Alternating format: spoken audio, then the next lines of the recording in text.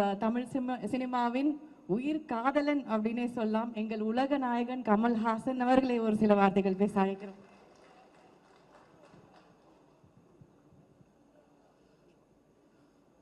உயிரே உறவே தமிழே வணக்கம்.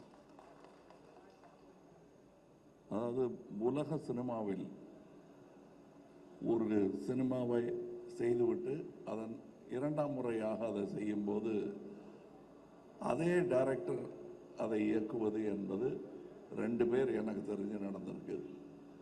ஒருத்தர் செசில் பி டிமில், இன்னொருத்தர் ஹிச்காக். இவ்வளோதான் தெரியும். ஏன்னா ஹிச்காக்குடைய 39 ஸ்டெப்ஸை அவர் கருப்பு வெள்ளையாக எடுத்தார். அதுக்கப்புறம் அதையே அவர் கலரில் எடுத்தார். அதே மாதிரி செசில் பி டிமில் 10 கமாண்ட்மெண்ட்ஸுங்கிற படத்தை கருப்பு வெள்ளையாக எடுத்தார். திருப்பி அதே கலரில் எடுத்தார். இன்னி வரலும் அது பேசப்படுகிறது. அந்த வாய்ப்பெல்லாம் யாருக்குமே கிடைக்காது. இது சங்கர் அவர்களுக்கு கிடைத்திருக்கிறது. அவருக்கு கிடைத்ததனால் எனக்கும் கிடைத்திருக்கிறது. ஏன்னா PU சின்னப்பா அவர்கள் நடித்த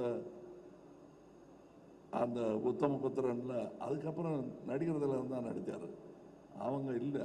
நான் இருந்து இந்த 2ஆம் பாகத்தை பார்ப்பது, அதுவும் இந்த 2ஆம் பாகம் என்னும் ஒரு ஃபேஷன் வருவதற்கு முன்னாடி எடுத்துட்டு வந்தாங்க முதல் பாகத்தை. வேணா ஒரு தரப்பெருமை ஒன்று நான் சொல்லிக்கலாம். இதே சாலையில் ஒரு டப்பிங் தியேட்டர் நடந்துட்டு இருந்த போது இந்தியன் படத்தோட டப்பிங் போது நான் சொன்னேன், சார் 2வது பாகம் எடுத்துடலாம் அப்படின்னு நான் சொன்னேன். அப்போ அந்த படப்படப்பே எங்களுக்கு அடங்கலை.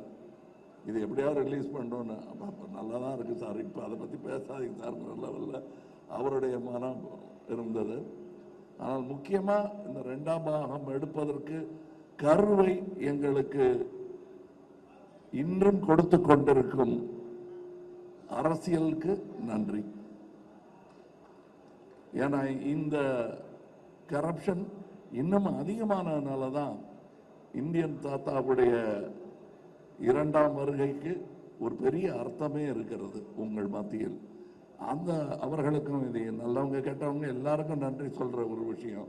இன்னும் சொல்ல போனால் இருக்கிறவங்க இல்லாதவங்களுக்கு கூட நன்றி சொல்லணும். இந்த மேடையில் நான் ரொம்ப சந்தோஷமாக ஒரு தலைமுறையுடன் நடித்து கொண்டிருக்கிறேன். நான் மதிக்கும் நல்ல நடிகர்கள், என் நண்பர்கள் இப்பொழுது எங்களுடன் இல்லை. அவங்களாம் இந்த வெற்றி விழாவில் பங்கெடுத்திருக்க வேண்டியவர்கள். மனோபாலா, நெடுமுடி வேணும், விவேக் போன்றவர்கள். இந்த பக்கத்து ரோட்டில் இப்போ தான் முந்தானத்தை தான் எடுத்த மாதிரி இருக்கு விவேக்கோட சீன்ஸு. இவர் பக்கத்தில் உட்காந்து டைரக்ட் பண்ணிட்டு இருந்தார். காலம் எவ்வளவு வேகமாக ஓடுகிறது என்பதற்கு இந்தியன் 1, 2 எல்லாம் ஒரு உதாரணம். நாங்கள் திரும்பி பார்க்கறது கூட சங்கருங்கிற அந்த இளைஞர், அவர் நல்ல வேளை இன்னும் இளைஞராகவே இருக்காரு. நல்ல வேளை நான் தாத்தாவை போட்டதுனால வித்தியாசம் தெரியல. இன்னொரு முக்கியமான ஒரு இந்த மாதிரி மேடைகளில் வழக்கமாக 2 பேர் சண்டை போட்டுக்குவாங்க, மாற்று கருத்து இருக்கும். அது இல்லாமல் போயிடக்கூடாது இதுங்கிறதுக்காக ஒரு நம்ம ரவிவர்மன் ஒன்று சொன்னார், சங்கர் சாரும் கமல் சாரும் நினைச்சாலே இது மாதிரி எடுக்க முடியாதுன்னு. எடுத்திருக்கோம். அதான் இந்தியன் 3. இந்த மேடையில் அதை பேசக்கூடாது. ஸோ அவரையும் எதிர்த்து பேசிட்டு ஒரு சந்தோஷம் எனக்கு இருக்குது. அவருக்கு தான் சம்மந்தப்பட்டிருக்காரு.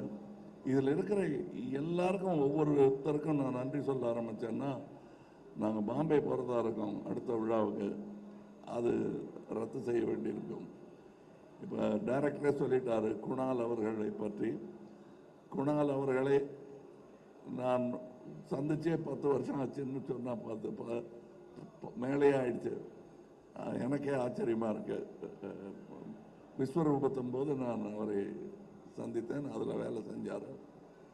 ஸோ அது மட்டும் இல்லை, இந்த படம் 5 வருடம் 6 வருடம் எடுத்ததுக்கு காரணம் நாங்கள் தொழில்நுட்பமோ இதுவோ தொழில்நுட்ப கலைஞர்களோ நட்சத்திரங்களோ காரணம் அல்ல. இயற்கை, கோவிட்லேருந்து விபத்துக்கள்லேருந்து பல விஷயங்கள் எங்களுக்கு இடையூறாக வந்தும் அதிலிருந்தெல்லாம் எங்களை மீட்டு தோளில் சுமந்து வந்த லைக்கா நிறுவனத்திற்கும் ரெட் ஜெயண்ட் நிறுவனத்திற்கும் என்றென்றும் இந்தியன் 2ம் 3யும் கடமைப்பட்டது. அதன் வெற்றியை அனுபவிக்க வேண்டும் முதல் ஆட்கள் அவர்களாக இருக்க வேண்டும் என்பதுதான் சங்கர் அவர்களுக்கும் எனக்கும் ஆசையாக இருக்கிறது. காரணம், அதை எடுத்து அதை ஒரு ரசிகனாக ஏற்றெடுத்த உதயநிதி அவர்களுக்கும் நான் நன்றி சொல்றேன். ஏன்னா அவர் இதில் சம்பந்தப்பட்டது காரணமே அவர் இந்த படத்தையும் இதன் நடிகனையும் டைரக்டரையும் பெரிதாக ரசிக்கிறார் என்பதுதான் உண்மை. மற்றபடி இப்போ இங்கே பேசும்போது சித்தார்த் சொல்லிட்டாரு, அவர் தனியாக பேசும்போதே மேடையில் மைக்கு கொடுத்து பேசுகிற மாதிரி தான் என்கிட்ட பேசுவார். அது சொன்னால் நம்ப மாட்டீங்க. இந்தியன் 3 வரட்டும், அப்புறம் வேணா கொஞ்சம் நம்பிக்கை வரும் உங்களுக்கு. நானே ஒரு கண்ணை சுருக்கி தான் பார்ப்பேன், நிஜமாவே என் மேலே இவ்வளோ பிரியம் இருக்குமான்னு. அந்த அளவுக்கு பிரியம் காட்டக்கூடியவர்கள் இங்கே இருக்கும் என் சகோதரர்களும் அப்படித்தான்.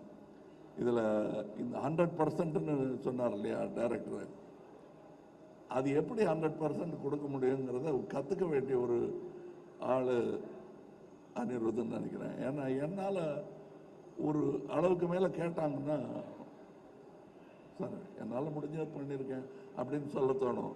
அப்படி சொல்லாமல் இருக்கிறது எப்படிங்கிறது கற்றுக்கணும். ஏன்னா நான் எங்கே இருந்தாலும் நல்ல விஷயத்தை கற்றுக்குவேன் வெக்கப்படாமல். அதனால் தனியாக வந்து கேட்டு தெரிஞ்சுக்கிறேன். இங்கே இருக்கும் என்னுடைய நண்பர்கள் எல்லோருமே இந்த படத்தில் சம்பளம் வாங்கிட்டு நடித்த மாதிரியே எனக்கு தோணலை. சந்தோஷமாக நடித்தாங்க. அதுக்கு வாய்ப்பது மிகவும் கடினம். இதை இன்னும் 20 வருஷம் கழித்து சொல்லிக்கலாம், 25 வருஷம் கழித்து சொல்லிக்கலாம். நான் இன்றை சொல்லிக் கொள்கிறேன். இந்த யாராவது நான் சொல்ல விட்டுருந்தேன்னா, இந்த படம் பல சாதனைகளை படைக்கும் என்று நம்பிக்கொண்டிருப்பதனால் அடுத்த விழாவில் விட்டதை பிடிச்சிருக்கலாம்னு நினைக்கிறேன் நான். மற்றபடி உங்களுக்கு நான் இதுவரை அமைதி காத்ததற்காகவும் இனி கொடுக்க போகும் உங்கள் பாராட்டு விமர்சனம் அனைத்திற்குமே நன்றி சொல்லி விடைபெறுகிறேன். ஜெய் ஹிந்த்.